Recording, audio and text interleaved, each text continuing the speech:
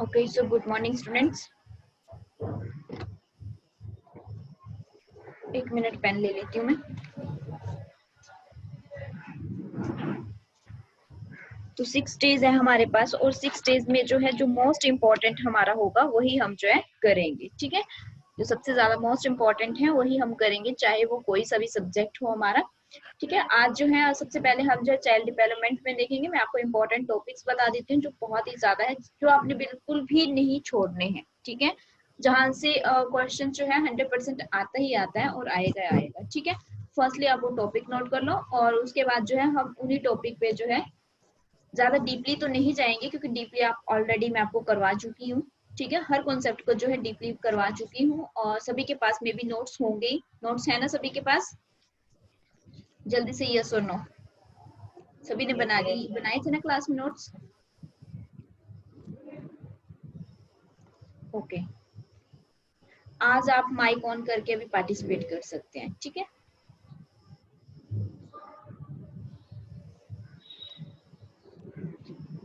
Okay, सो topic जो है आप जल्दी से नोट कर लें कि कौन कौन से टॉपिक जो है जो बहुत ही ज्यादा इंपॉर्टेंट है। सबसे पहले 3 थिंकर तो ऐसे हैं जो हमेशा ही एग्जाम में देखने को मिले हैं, ठीक है। एक पियाजे आप पे, एक कोलबर्ग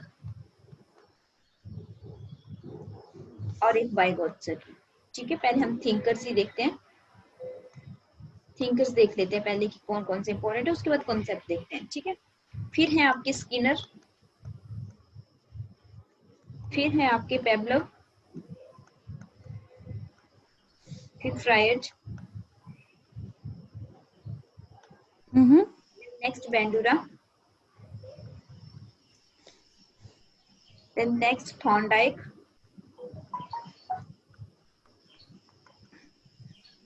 देन नेक्स्ट एरिक्सन, ठीक है। ये सब मैंने आपको जो है बहुत ज्यादा डिटेल में भी करवाए हैं और ये आपने देखने ही देखने हैं, ठीक है। ये रिवीजन करने ही करने, चाहे कुछ भी हो जाए, चाहे कुछ भी हो जाए, आपने ये रिवीजन है करने ही करने हैं दोबारा से।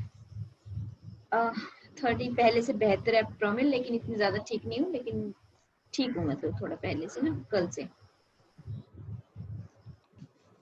ओके, इसके बाद नेक्स्ट जो कॉन्सेप्ट है, देखो डेवलपमेंट जो है वो आपने करना है। सोशलाइजेशन,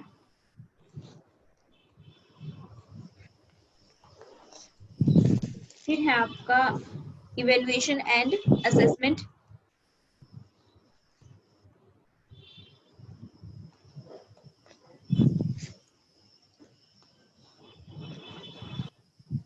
इंटेलिजेंस,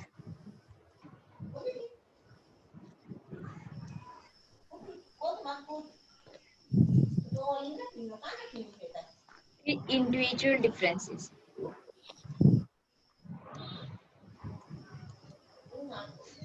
अच्छा, इतने टॉपिक भी अगर कर लोगे ना तो लगभग 20 क्वेश्चन ना इन्हीं से मिल जाएंगे आपको, ठीक है। 20 क्वेश्चन जो है इन्हीं से मिल जाएंगे आपको।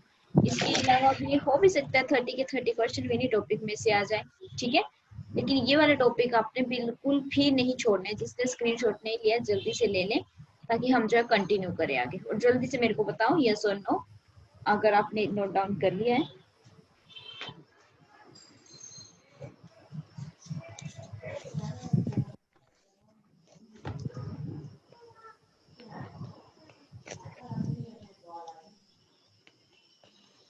ओके, चलिए तो सबसे पहले जो है हम प्याजे से शुरुआत कर लेते हैं। प्याजे का नाम लेते ही सभी को याद आ जाता है कि उन्होंने बात की है कॉग्निटिव से रिलेटेड, कॉग्निटिव में ठीक है। कॉग्निटिव से रिलेटेड बात की है। कॉग्निटिव का मीनिंग क्या होता है? Mental process. आपका क्वेश्चंस बन सकता है। कॉग्निटिव का मीनिंग होता है मेंटल प्रोसेस, संज्ञानात्मक विकास, ठीक है, जो आपका रिलेटेड होता है मानसिक गतिविधियों से। और अगर हम इनकी बात करें तो इन्होंने जो मानसिक गतिविधियां बता रखी हैं, यानी कि वो थिंकिंग से रिलेटेड है आपकी, या फिर आप कह सकते हैं लॉजिकल, ठीक है, लॉजिक से रिलेटेड है। मेंटल एक्टिविटी जितनी भी होती है वो सब आपकी जो कॉग्निटिव डेवलपमेंट कहलाती है। इसके बाद अगर हम बात करें इनकी, तो ये स्विट्जरलैंड में इनका बर्थ हुआ था और इन्होंने जो भी अपनी रिसर्च की थी, जो भी रिसर्च की थी, किस पे की थी? चिल्ड्रंस पे, बच्चों पे, ठीक है। अपने बच्चों पे ही जो है इन्होंने रिसर्च की थी और इन्होंने जो कॉन्सेप्ट दिया था वो दिया था कॉग्निटिव डेवलपमेंट, कि बच्चों के दिमाग का जो विकास है वो किस तरह से होता है, कौन कौन सी एक्टिविटीज करता है, ठीक है, कौन कौन सी जो है उसकी गतिविधियां रहती हैं, वो सब चीजें जो है इन्होंने बात की थी। और जो बच्चे लिए थे वो कितने, उनकी एज जो थी बर्थ से लेकर के 16 ईयर तक, ठीक है, 16 ईयर तक जो है बच्चे लिए थे इन्होंने। और ये बच्चे जो थे यहाँ पे अगर हम इनकी बात करें तो इन्होंने अपने ही बच्चों पे एक्सपेरिमेंट किया था, ठीक है, जिसको बाद में चल करके इस एक्सपेरिमेंट को इनके या इनकी स्टडी को जो नाम दे दिया गया वो कॉग्निटिव थ्योरी नाम दे दिया गया। और एक पहले ऐसे ये ऐसे मनोवैज्ञानिक हैं आपके, ऐसे पहले ऐसे थिंकर हैं आपकी चाइल्ड डेवलपमेंट में अगर हम बात करें, जिन्होंने सीक्वेंस वाइज में जो है स्टडी की थी, ठीक है, सीक्वेंस वाइज में जो है स्टडी की थी, मतलब सीक्वेंस को कहते हैं आप क्रमानुसार, ठीक है, क्रमानुसार सीक्वेंस में जो है इन्होंने स्टडी की थी। ये क्वेश्चंस बहुत इंपॉर्टेंट है, यहाँ से क्वेश्चन बन सकता है कि कौन से ऐसे थिंकर है जिन्होंने सीक्वेंस में स्टडी की है। सीक्वेंस में स्टडी करते हुए इन्होंने स्टेज बताई थी आपकी, 4 स्टेजेस बता रखे कि हर बच्चे में जो है बर्थ से लेकर के 16 ईयर तक जो है वो 4 स्टेजेस रहती हैं। ओके, क्वेश्चंस करूंगी लास्ट में, करती हूँ क्वेश्चंस, पहले मैं कॉन्सेप्ट समझा लेती हूँ, ठीक है, ये आपको ताकि आपको जो है रिवाइज हो जाए, एक बार क्वेश्चंस भी करूंगी। 4 स्टेजेस जो है इसमें इन्होंने बता रखी थी। और इसके बाद जो है इन्होंने, अगर हम देखें कि बच्चे का जो बर्थ होता है तो इन्होंने उस बच्चे को जो दिया है, नाम दिया है, वो कौन सा दिया है, सक्रिय अधिगम यानी कि एक्टिव लर्नर कह रखा है बच्चे को, ठीक है, एक्टिव लर्नर कह रखा है। लिटिल साइंटिस्ट भी इन्होंने बच्चे को जो है कहा है नन्हा वैज्ञानिक, ठीक है। इसके बाद इनका मानना था कि बच्चे जो हैं वो नॉलेज को कंस्ट्रक्ट करते हैं, खुद नॉलेज को जो है वो सीखते हैं, जितनी भी उनकी मेंटल एक्टिविटी होती है वहां से वो नॉलेज को सीखते हैं, ठीक है। इसके बाद इन्होंने फोकस किया है मैच्योरिटी पे, परिपक्वता पे, ठीक है। इन्होंने कहा था कि जो सेम एज के बच्चे हैं वो सेम थिंकिंग करते हैं, सेम एज के बच्चे जो है वो सेम थिंकिंग करते हैं, ठीक है। और साथ में इम्पोर्टेंट बात यहाँ पे, अगर जब सेम एज की सेम थिंकिंग कर रहे हैं, इसका मतलब जो स्टेज 1 वाले होंगे वो स्टेज 3 की जो है थिंकिंग नहीं कर सकते हैं, ठीक है। स्टेज 1 वाले बच्चे स्टेज 3 की थिंकिंग नहीं कर सकते हैं, क्योंकि इसमें जो है स्टेज 1 की जो एज है वो डिफरेंट है और स्टेज 3 की जो एज है वो डिफरेंट है, ठीक है। इन्होंने जो बहुत इंपॉर्टेंट कॉन्सेप्ट है इनका वो है स्कीमा, स्कीमा, ठीक है। स्कीमा का मतलब है मेंटल स्ट्रक्चर, यानी कि मानसिक संरचना, मेंटल स्ट्रक्चर, मानसिक संरचना, कि बच्चे जो है माइंड में जो भी क्या बनती है, उनके माइंड में स्ट्रक्चर बन जाती है, इमेजेस बनती हैं, ठीक है। कि जिस भी चीज को बच्चा एक बार देख लेता है उसके बाद जो है चाहे वो उससे दूर कर दिया जाए, लेकिन उसकी क्या है, सबसे पहले उसकी इमेज जो है वो बन जाएगी। स्कीमा यानी कि जो भी आपका रहता है, जैसे मान लो एग्जाम्पल मैंने आपको मदर का एग्जाम्पल दिया था, तो मदर जो है वो आपकी स्कीमा में होगी। मदर के जो भी पार्ट्स होंगे, जैसे हाथ है मदर की, उनकी आवाज है, उनकी लेग है, उनकी हैंड है, वो सब जो है वो स्कीम है, ठीक है। 2 वर्ड है यहाँ पे, एक स्कीमा और एक स्कीम।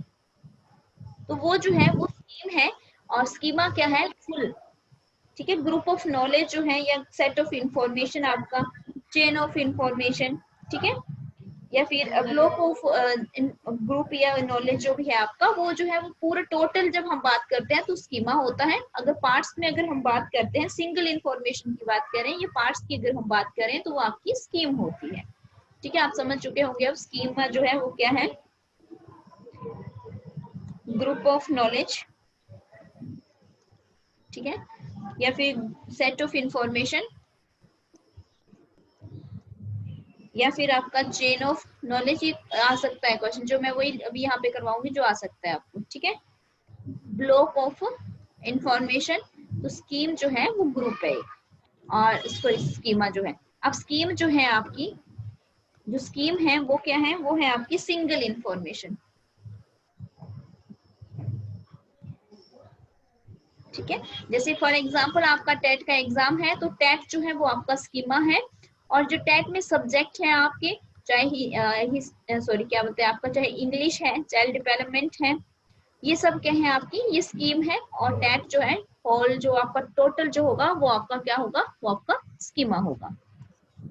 देन नेक्स्ट है इनका, के बाद इनका इक्विलिब्रियम प्रोसेस आता है।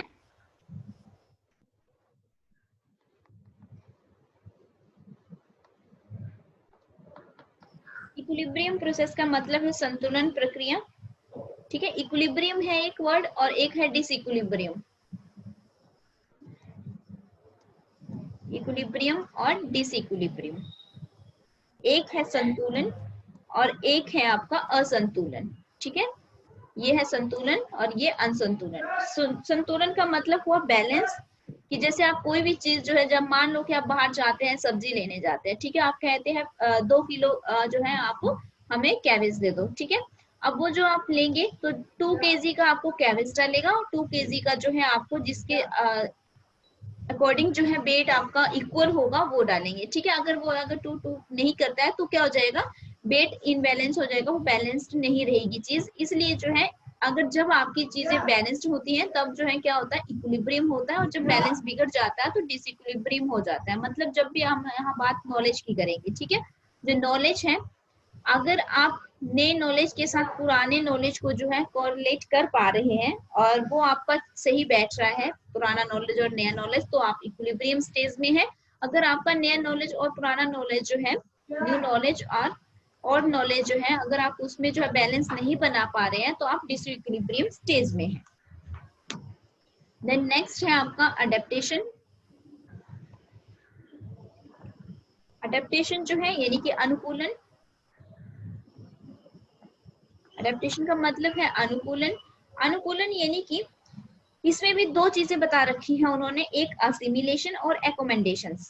ठीक है, एक आत्मसातकरण और एक समायोजन। असिमिलेशन और एकोमेंडेशन। असिमिलेशन होता है आपका previous knowledge plus new information. ठीक है, कि एक तो आपका पास पहले का नॉलेज था और एक आपने नई नॉलेज या नई इंफॉर्मेशन जो है गेन की, वो आपका आता है असिमिलेशन में अकॉर्डिंग टू पियाजे। और एकोमेंडेशंस में आपका आता है प्रीवियस नॉलेज प्लस आपका न्यू इंफॉर्मेशन प्लस आपकी मॉडिफिकेशन, कि आपने जो है पुराना नॉलेज था आपके पास, फिर नया आपने गेन किया, और फिर आपके जो व्यवहार में जो है परिवर्तन आ गई, चेंजेस आ गई, मॉडिफिकेशन होगी उसमें, तो वो जो है आपका एकोमेंडेशन होगा। अब यहाँ पे एग्जांपल नहीं दूंगी मैं, ठीक है, आपको ऑलरेडी पता है इसके बारे में। देन मोस्ट इंपॉर्टेंट पियाजे की स्टेजेस, जहां से क्वेश्चन बनता ही बनता है और इस बार भी बनेगा ही बनेगा। ठीक है, कितनी स्टेजेस बता रखी है उन्होंने, बताओ कितनी स्टेजेस बता रखी है। मेडिकल वाले और क्या बोलते हैं, जो पहले वाला टेट वालों का ग्रुप था, भूल तो नहीं गए कहीं 10 दिनों में? 4 stages.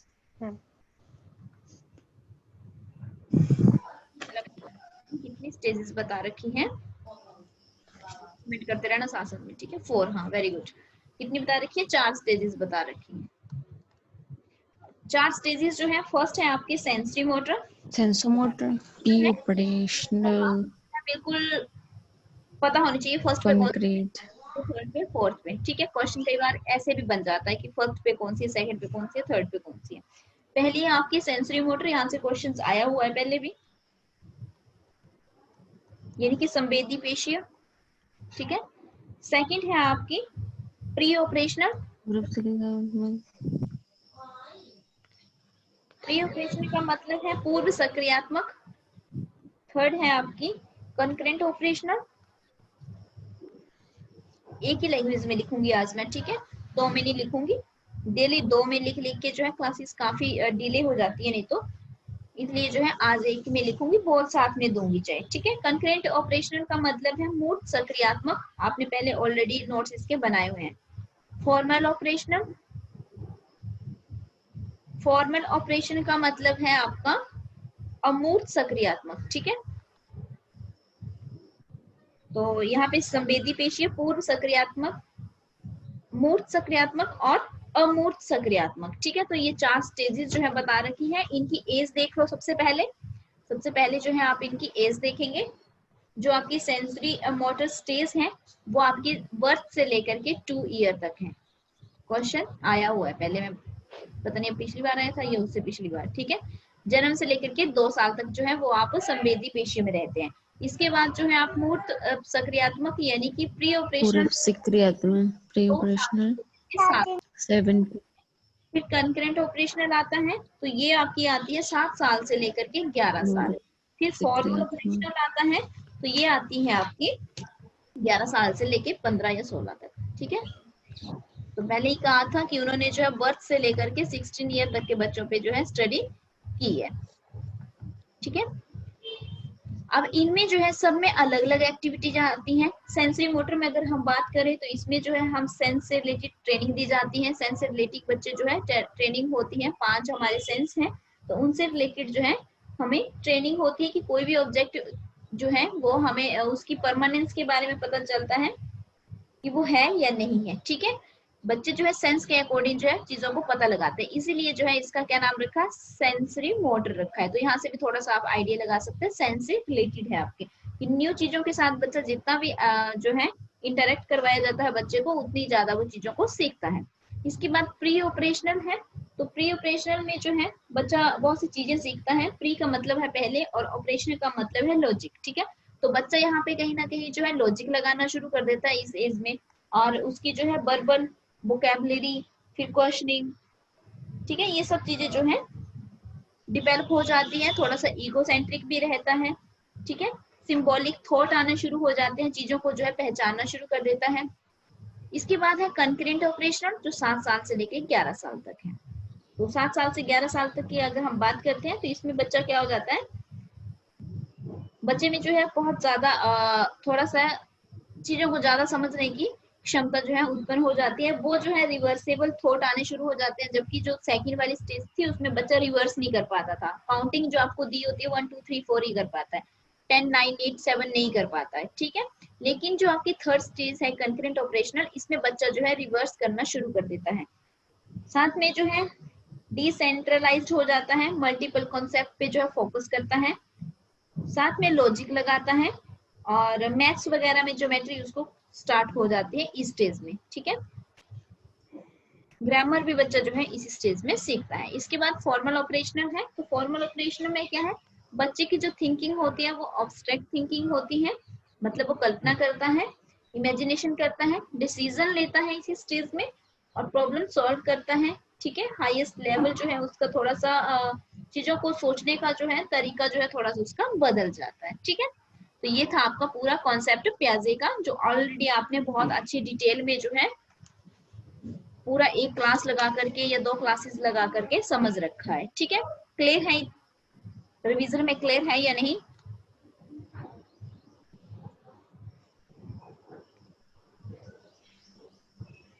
आज मैंने कॉन्सेप्ट नहीं पूछा है आपसे, क्लियर है? आज तो मैं रिवीजन ही पूछूंगी। ठीक है, क्योंकि ऑलरेडी आपने कर रखा है इसलिए।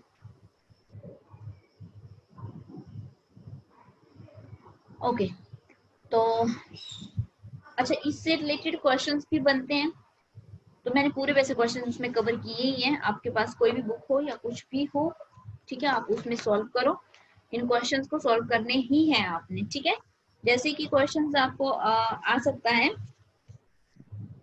और क्वेश्चंस देते हैं आपको एक, है ना,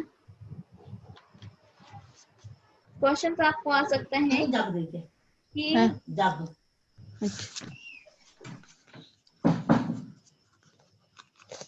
अच्छा, सेमी बर्बल जो है बच्चा किस स्टेज में होता है? सेमी बर्बल जो है बच्चा किस स्टेज में होता है? अर्धभाषी। सेंसरी मोटर स्टेज में। अर्धभाषी जो है बच्चा कौन सी स्टेज में होता है? 4 स्टेजेस है ना, उनमें से कौन सी स्टेज में होता है? Sensory motor stage. लक्ष्मी नहीं, फर्स्ट स्टेज में होता है। ठीक है, फर्स्ट स्टेज में, और पूरी तरह से बर्बल जो होता है वो सेकंड में हो जाता है। ठीक है लक्ष्मी, जो पूरी तरह से बर्बल होता है वो सेकंड में होता है भाषी, पूरी तौर से जो सीखता है भाषा वो सेकंड में सीखता है, और फर्स्ट में जो है थोड़ी बहुत भाषा वो सीखना शुरू कर देता है। अच्छा, इसके बाद है नेक्स्ट आपका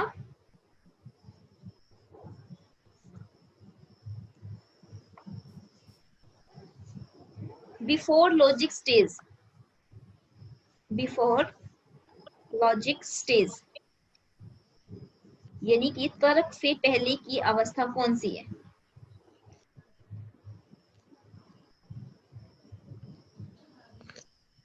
तर्क से पहले की ये अवस्था कौन सी है?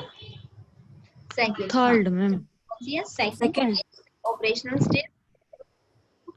ठीक है, चलिए नेक्स्ट कॉन्सेप्ट की ओर चलते हैं। सेकंड थिंकर है हमारे वाइगोत्स्की, इनका पूरा नाम है लेव वाइगोत्स्की। ठीक है, क्या है? लेव वाइगोत्स्की। सेंसरी मोटर और स्टेज में जो कॉन्सेप्ट दे रखा है, इनके कॉन्सेप्ट का नाम क्या है? तो इनके कॉन्सेप्ट का नाम है आपके सोशो कल्चरल डेवलपमेंट।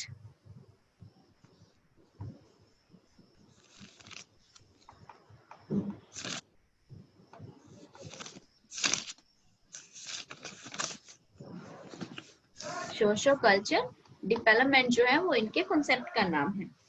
तो ये रशियन थे। ठीक है, सोशल कंस्ट्रक्टिविस्ट भी इसको इनको जो है कहा जाता है। 1986 में जो है इन्होंने अपना कॉन्सेप्ट दिया था, और इनको जो है सामाजिक रचनाकार भी कहा जाता है, इसलिए इनकी थ्योरी का नाम है सोशल कल्चर थ्योरी। ठीक है, इनके जो बहुत ज्यादा इंपॉर्टेंट जो इनके कॉन्सेप्ट हैं वो कौन कौन से हैं? जेडपीडी वाला बहुत इंपॉर्टेंट है इनका। ठीक है, पता होना चाहिए जेडपीडी होता क्या है। स्कैफोल्डिंग जो है वो क्या है इनका। तो इससे पहले जो हम देख लेते हैं, इन्होंने फोकस किया है सोसाइटी पे, समाज पे जो है इन्होंने ज्यादा फोकस किया है कि समाज में जो है दो तरह के लोग रहते हैं। कौन कौन से? एक ज्यादा नॉलेज वाले, एक कम नॉलेज वाले। ठीक है, एक लेस मैच्योर और एक जो है मोर मैच्योर। लेस मैच्योर में जो है बच्चे आ जाते हैं, चिल्ड्रंस आ जाते हैं, चाइल्ड्स आ जाते हैं, और मोर मैच्योर में जो है टीचर्स हो गए, पेरेंट्स हो गए। ठीक है, ये सब आ जाते हैं। ठीक है, तो इनके द्वारा जो है इनका कहना था कि पूरा पूरा जो फोकस रहा है इनका सोशल इंटरेक्शन पे रहा है, सोसाइटी में रहा है, कि बच्चा जो है वो सोसाइटी में रहकर किस तरह से खुद जो है अपने आप को जो है अपने विकास करता है, डेवलप करता है। तो पूरा जो है इन्होंने किस पे फोकस किया है? सोशल इंटरेक्शन पे। बच्चा जो है जन्म से ही एक्टिव लर्नर होता है, साथ में जो है वो जन्म से ही जो है बच्चा नॉलेज को कंस्ट्रक्ट करना शुरू कर देता है। चाइल्ड कैन कंस्ट्रक्ट एनीथिंग, वो कुछ भी कंस्ट्रक्ट जो है वो कर सकता है, कुछ भी सीख सकता है बच्चा, अकॉर्डिंग टू वाइगोत्स्की। इसमें MOK से रिलेटेड हमारा कॉन्सेप्ट था। MOK मैंने आपको बता रखा था, MOK का मतलब था मोर नॉलेजेबल अदर।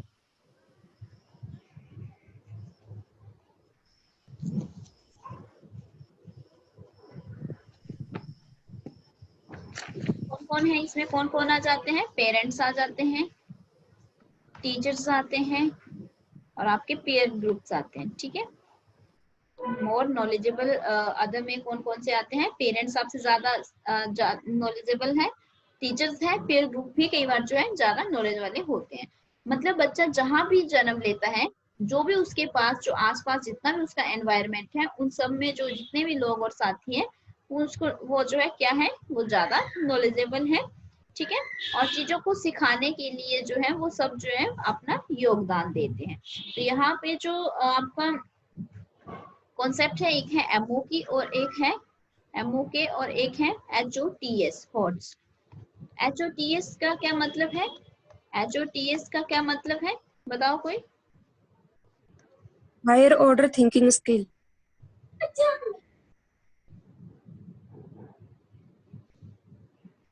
लक्ष्मी बताओ MOTS का क्या मतलब है?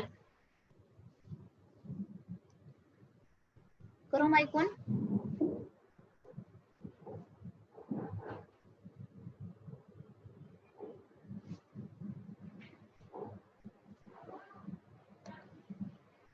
नहीं पता? क्या आपने क्लासेस नहीं लगवाई थी क्या? बिमल तुम बताओ।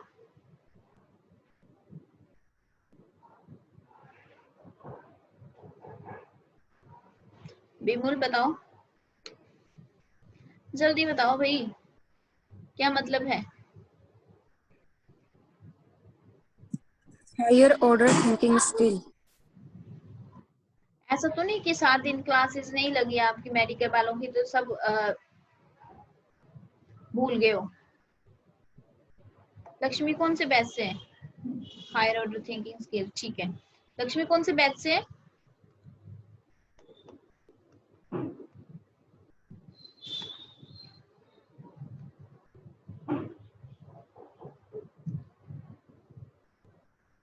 हाँ टेट से तो है ना, पर टेट के कौन से, मेडिकल आर्ट्स कौन से बैच से है? मुझे याद नहीं आ रहा कि कौन से बैच में ऐड होते हैं।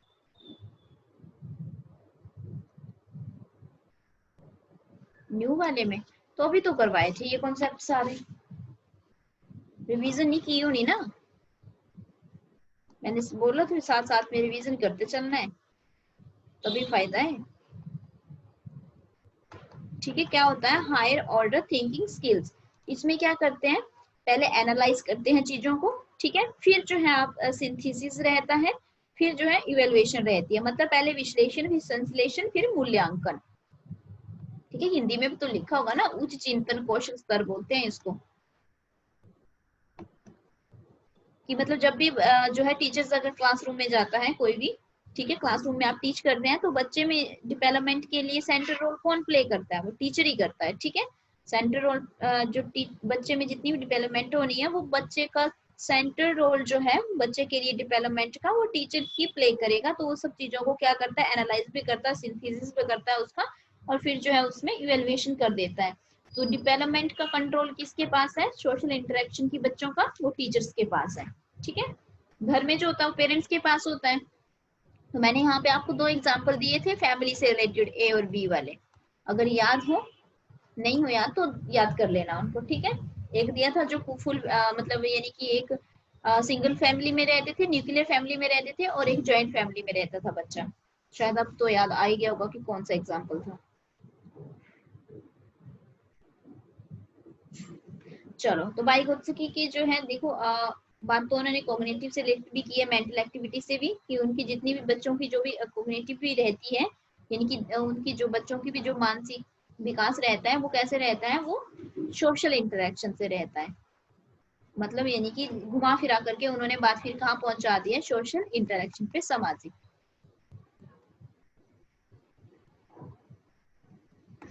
ठीक है, मोर सोशल इंटरेक्शन मोर डेवलपमेंट, मोर सोशल इंटरेक्शन मोर डेवलपमेंट बच्चे में। ठीक है, अब जो बच्चा है, इन्होंने लैंग्वेज से रिलेटेड भी बोल रखा है बच्चे के लिए। तो लैंग्वेज से रिलेटेड क्या बोल रखा है, इन्होंने कहा है कि जो भाषा है, भाषा का बच्चा जो है क्या करता है, जन्म से थोड़ी ना उसको आती होती है भाषा, वो क्या करता है, उसको बोलना सीखता है, मतलब अर्जित करता है, एक्वायर करता है। एनवायरमेंट से कर सकता है, अपने दोस्तों से कर सकता है, अपने आसपास के एनवायरमेंट से जो है वो सब चीजों को क्या करता है, एक्वायर करता है। तो जो लैंग्वेज है वो सोशल कॉन्सेप्ट है, और वो एज अ टूल यूज करता है उसको। ठीक है, सोशल कॉन्सेप्ट है लेकिन उसको कैसे यूज करते हैं, एज अ टूल बच्चा जो है उसको सीखता है, अर्जित करता है, जिससे उसकी जो है कॉग्निटिव डेवलपमेंट होती है, उसके दिमाग का जो है वो विकास बढ़ता है। इसके बाद इनका सबसे इंपॉर्टेंट कॉन्सेप्ट जेडपीडी है। इसकी फुल फॉर्म होती है, ये पता होनी चाहिए, क्वेश्चन में डायरेक्ट पूछी जा सकती है, जोन ऑफ प्रोक्सिमल डेवलपमेंट। ठीक है, यानी कि निकटवर्ती विकास का क्षेत्र। निकटवर्ती का मतलब क्या है, निकटवर्ती का मतलब है समीप, नियर बाई। ठीक है, इसमें भी 2 तरह की डेवलपमेंट होती है, एक एक्चुअल डेवलपमेंट और एक पोटेंशियल डेवलपमेंट। ठीक है, एक्चुअल डेवलपमेंट और पोटेंशियल डेवलपमेंट। एक्चुअल डेवलपमेंट का मतलब है वास्तविक विकास, और पोटेंशियल डेवलपमेंट का मतलब है संभावित विकास। तो वास्तविक का मतलब है कि जिस चीज को कोई भी बच्चा जो है जब कोई किसी काम को कर रहा है तो विदाउट हेल्प अगर कर लेता है तो वो आपकी क्या हो जाती है, वो एक्चुअल डेवलपमेंट है। अगर बच्चा किसी काम को करते हुए हेल्प लेता है, ठीक है, थ्रू हेल्प करता है, ठीक है, किसी की हेल्प लेकर के अगर करता है तो वो क्या होगी, वो पोटेंशियल डेवलपमेंट होगी। तो मतलब यानी कि एग्जाम्पल तो यहाँ अभी नहीं दूंगी वरना ये कॉन्सेप्ट रह जाएगा, ठीक है। तो इतना आप याद रख लो कि जेडपीडी का मतलब क्या है, जिसमें जो है दो चीजों की बात की गई है, एक एडी की और एक पीडी की। एडी मतलब यानी कि एक्चुअल डेवलपमेंट, पीडी मतलब पोटेंशियल डेवलपमेंट। जो विदाउट हेल्प खुद बच्चा काम को कर लेता है वो एक्चुअल डेवलपमेंट होती है, और जो हेल्प लेकर के काम करता है वो आपकी पोटेंशियल डेवलपमेंट होती है, ठीक है। और जो हेल्प है, जो हेल्प आपने ली, जो हेल्प है, जो सहायता ले रहे हैं, उसको हम क्या कहते हैं, उसको हम स्कैफोल्डिंग कहते हैं, यानी कि ढांचा या मचान, हिंदी में ढांचा या मचान बोलते हैं इसको, ठीक है। ये भी क्वेश्चन आया हुआ है इससे रिलेटेड, तो आपको पता होना चाहिए हेल्प को कहते हैं, ठीक है। इसके बाद नेक्स्ट, ये आपका पूरा कंप्लीट हो चुका है वाइगोत्सकी, ठीक है। वाइगोत्सकी में जो है कुछ नहीं बचा है ऐसा जो आपको नहीं मैंने यहाँ पे बताया हो। हाँ, थोड़ा सा मैंने शॉर्ट में बता दिया है, बिल्कुल फास्ट में बताया है। बाकी जो है ये कॉन्सेप्ट ऑलरेडी आपने डिटेल में डिस्कस किया हुआ है। क्लियर है इतना? दो थिंकर क्लियर है? देखो जितना बेस्ट हो सकता था ना मैंने कोशिश की है उतना बेस्ट आपको देने की, ठीक है। इतना तो शायद, इतना बेस्ट शायद अगर आप ऑफलाइन भी लेने जाते तो भी आपको नहीं मिल पाता, ठीक है। ये हकीकत है, जब आप ऑफलाइन लेने जाओगे कहीं कोचिंग तब आपको ये चीजें समझ आएंगी, क्योंकि हम इन चीजों से गुजर चुके हैं। वहां पे आपका टाइम भी वेस्ट ही होगा और मनी तो होगी वेस्ट। पूरा टाइम जो है वो आपको आने जाने में ही वेस्ट हो जाता है, 2-3 घंटे तो आने जाने में लग जाते हैं। तो जितना बेस्ट हो सकता था पूरी कोशिश की है मैंने कि आपको बेस्ट दे करवा सकूं, और फिर भी अगर आपको अच्छा ना लगा हो तो इसमें मेरी गलती नहीं है। और सभी जो है एक ही के अपने इंटरेस्ट होते हैं, इंडिविजुअल डिफरेंसेस होते हैं, ठीक है। किसी को अच्छा लग सकता है, किसी को नहीं लग सकता है, सबके अपने इंटरेस्ट के अकॉर्डिंग बात आई। तो आज जो है हम इतना ही करेंगे, ठीक है। 2 थिंकर करेंगे और कल जो है नेक्स्ट थिंकर हम डिस्कस करेंगे। जितने मैंने इंपॉर्टेंट बताए हैं, जो भी इंपॉर्टेंट रहेगा वो सब डिस्कस करेंगे, ठीक है।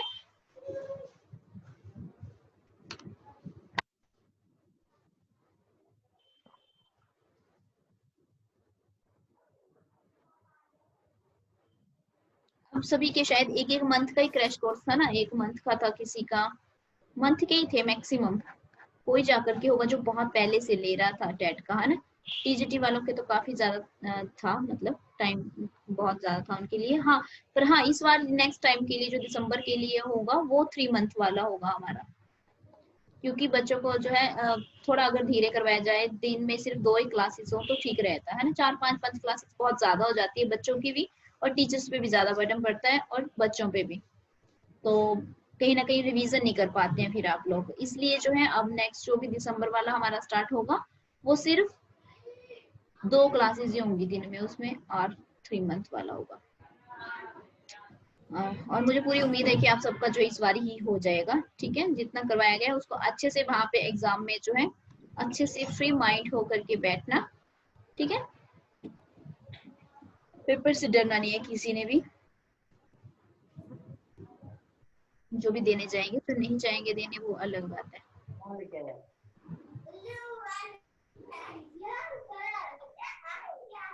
अगर किसी को कोई डाउट हो या कुछ पूछना हो तो जल्दी से पूछ सकते हैं। अभी 2 मिनट है हमारे पास।